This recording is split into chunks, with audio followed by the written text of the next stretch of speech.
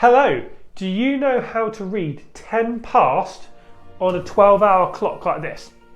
That's great if you don't, because we're here to help. So, to help you out, what I've done is I've drawn a P on this side and a T on this side. So if you can imagine, when you're looking at a 12-hour clock, on the right you'll see a P, on the left you'll see a T.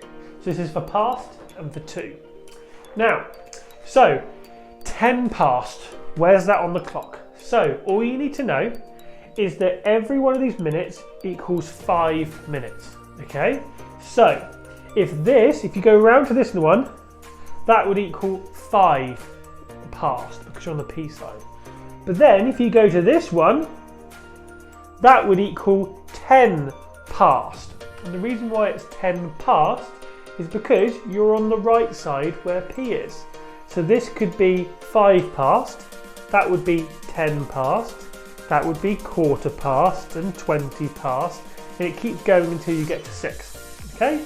So if I draw the minutes and go, minutes go to 2, and then if I put the hour hand pointing just past 1, the clock would now read 10 past 1, okay? So use this information, play the next game, and we'll see you at the next one.